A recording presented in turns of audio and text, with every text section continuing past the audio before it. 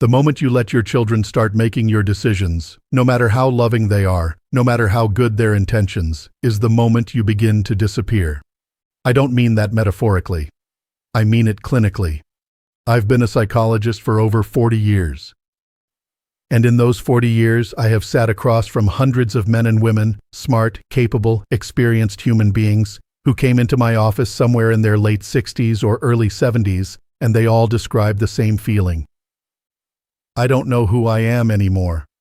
And almost every single time when we traced it back, it started with a decision. A small one usually. Where to live. How to manage money. Which doctor to see. Who to spend time with. One decision that they handed over, just to keep the peace, just to make their children feel better, and then another. And another. Until one day they woke up and realized, this is not my life anymore. This is a life someone else designed for me.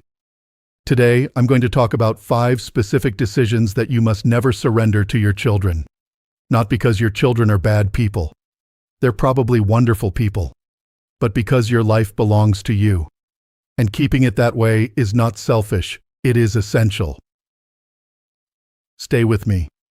Because what I'm about to share could protect your money, your health, your friendships, your identity, and the last and most meaningful chapters of your entire life. Before we get to the 5 decisions, I need you to understand something important. Something that most people don't talk about. There is a specific psychological cost to losing autonomy. And it is devastating. In psychology, we call it learned helplessness. It was first described by researcher Martin Seligman decades ago. The concept is straightforward. When a person repeatedly experiences situations where their choices don't matter, where someone else always overrides what they want, they eventually stop choosing altogether. They stop trying. Their brain, quite literally, begins to disengage from the act of self-determination. And here's what's critical for you to understand. This is not a character flaw. It is not weakness. It is a neurological and psychological response to having your agency taken away. Now, research consistently shows that loss of autonomy is the single strongest predictor of depression in older adults.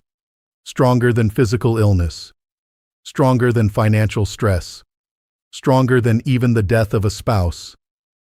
When you stop being the author of your own life, something deep inside you begins to give up.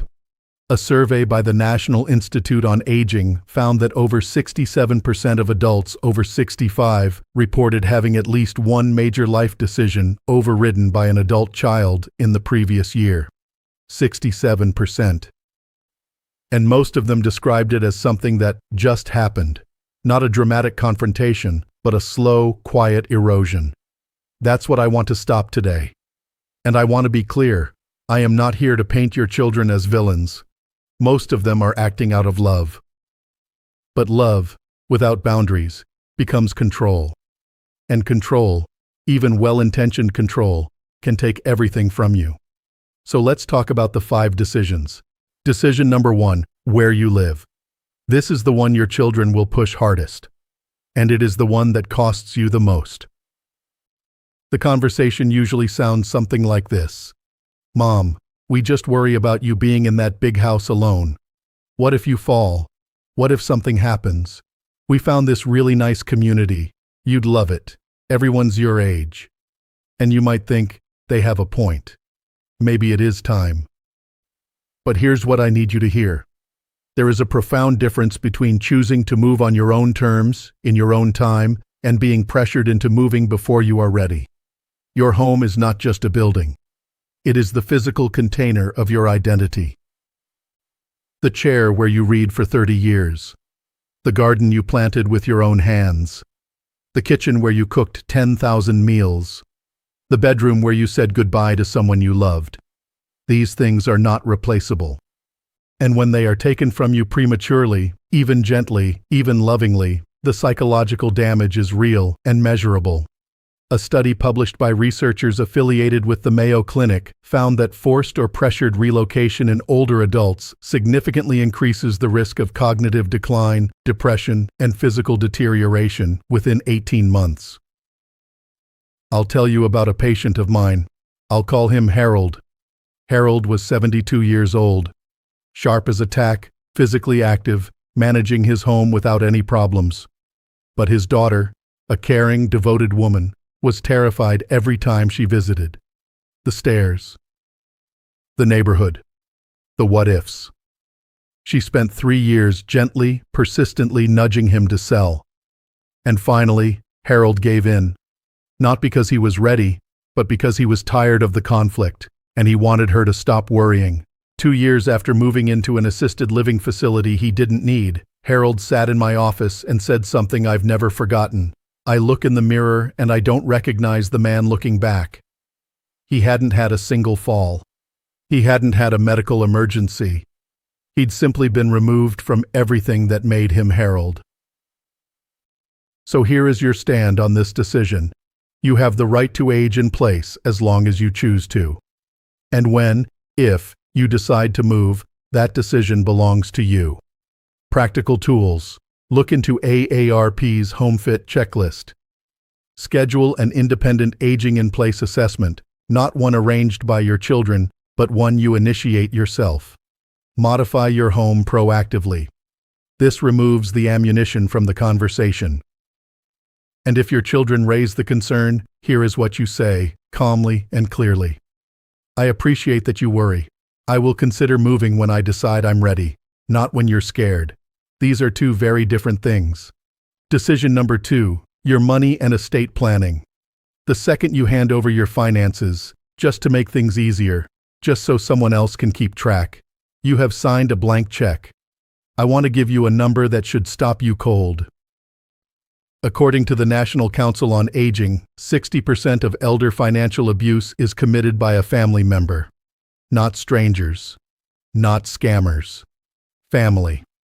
And the average financial loss per victim is over $120,000. Now, I am not suggesting your children are planning to steal from you. In most cases, the financial erosion is far more subtle than outright theft. It happens when a well-meaning son gradually takes over just the bill payments, then the investment decisions, then the will review. And slowly, the money you worked for your entire life is no longer under your control. Here is something I've observed in 4 decades of practice. Money is never just money for older adults. It is the physical evidence of an entire lifetime of effort, sacrifice, and choices. When you lose control of your finances, you don't just lose money. You lose your story. You lose proof that your years of working and building mattered. That loss is devastating to the sense of self. So let's talk about what smart protection looks like. First, if you don't already have an estate attorney, someone you chose, not someone your children recommended, get one now. Not later. Now. Second, if you establish a durable power of attorney, make sure it is specific and limited, not a blank transfer of authority. It should specify exactly what your designated person can and cannot do, and under what conditions. Third, keep at least one financial account, a checking account, a brokerage account, that is solely under your management. Something you access, you review, you control, even if it's not your primary account. Keep that practice alive. Fourth, review your will regularly, and do so privately, with your attorney. No family meetings about the will where you feel pressured. Your estate plan is yours. You can share what you choose, when you choose. And if your children push back, this is your line. I trust you, and I am managing my own finances. Those two things are not in conflict. Decision number 3. Your medical care and end-of-life wishes. This one might be the most important of all. And it is the one where the consequences of surrendering control can be the most irreversible. There are 2 layers to this decision. The first layer is your everyday medical care. Which doctors you see, which treatments you pursue, which medications you take, which specialists you visit. These decisions belong to you, not to the child who drives you to appointments. Not to the one who researches everything online. You. I have watched patients allow their adult children to effectively fire their long-time physicians and replace them with doctors the children preferred. I have watched patients undergo procedures they didn't want because their children were more comfortable with an aggressive treatment approach. I have watched patients stop taking medications that were working because a child read something concerning on the internet. Your body. Your choices.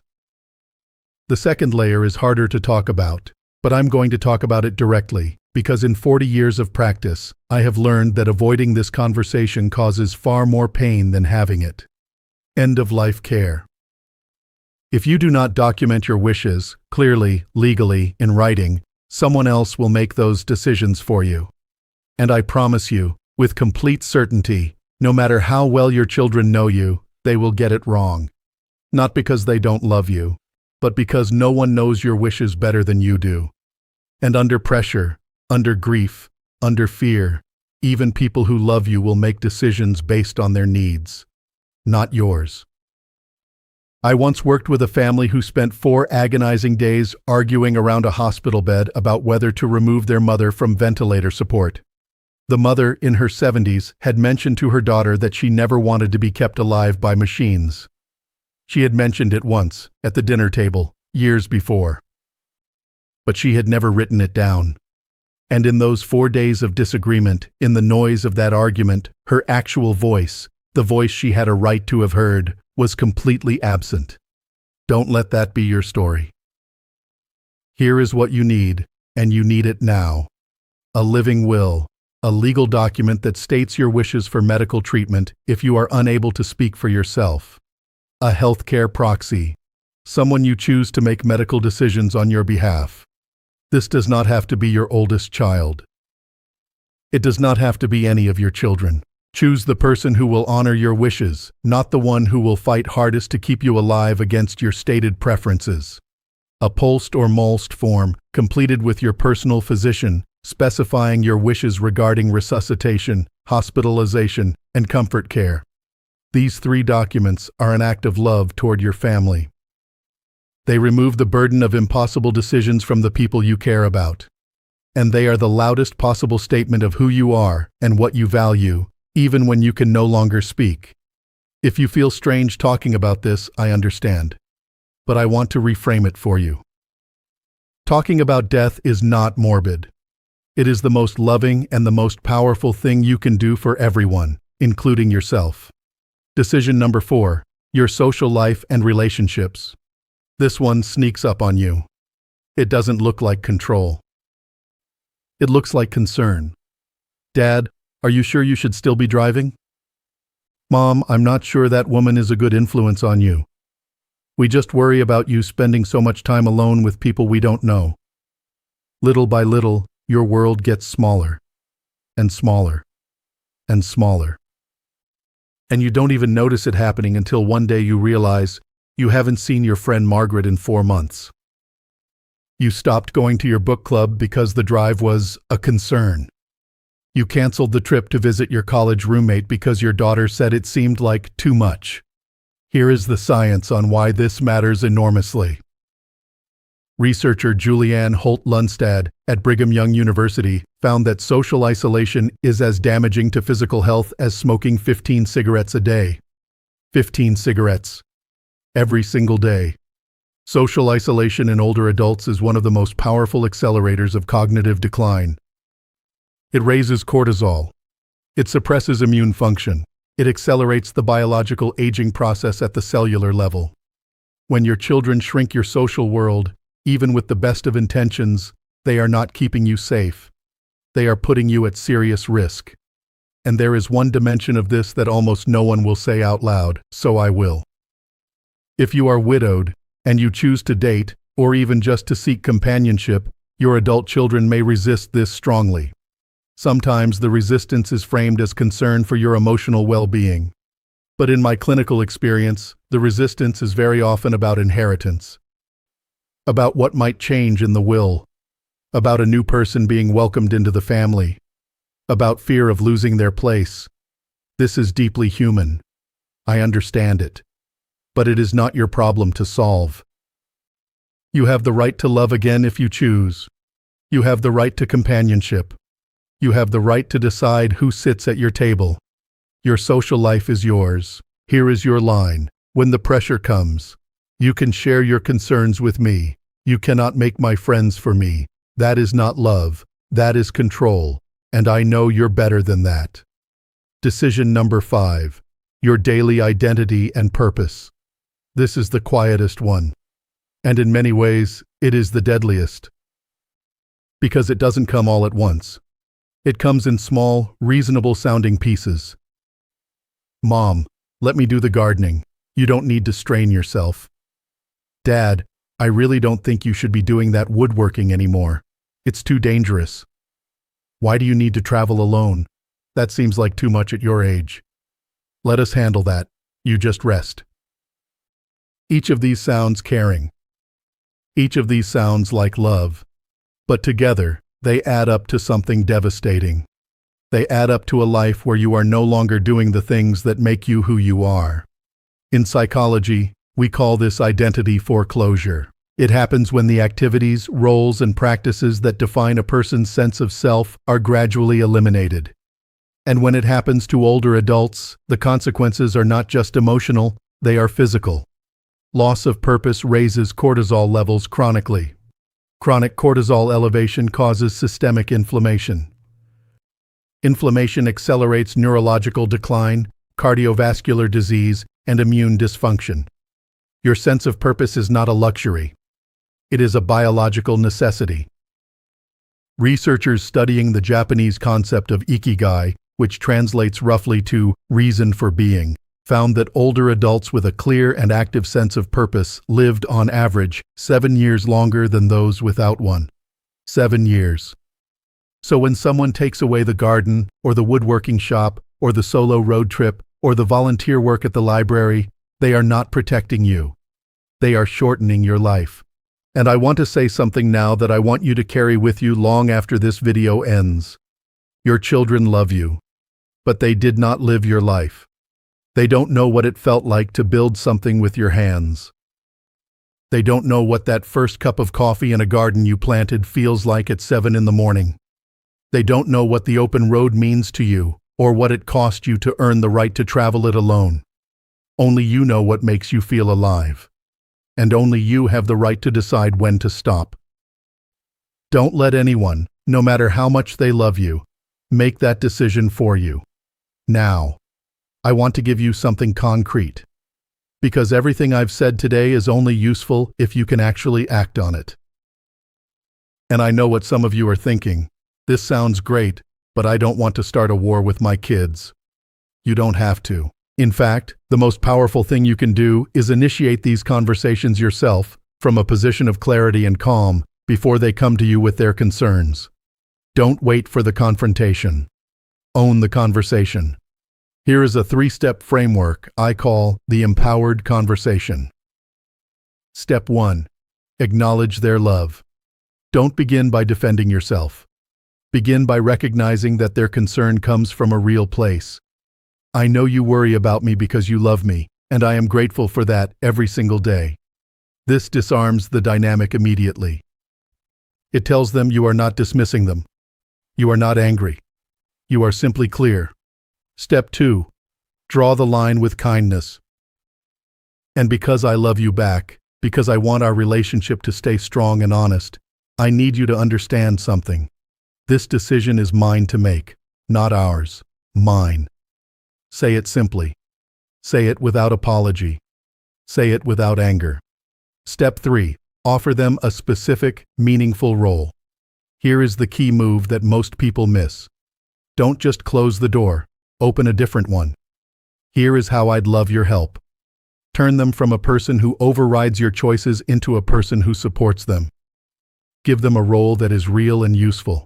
Driving to appointments, researching options, being a sounding board, without giving them the final word. And here are a few specific phrases you can use, starting today. I will ask for your input. I won't always take it. That is not a rejection of you. It is how adults relate to each other. My age does not transfer my authority to you. I am still the parent. You are still my child. That has not changed. I trust your concern. I trust my own judgment more. And I am asking you to trust it too. Write those down.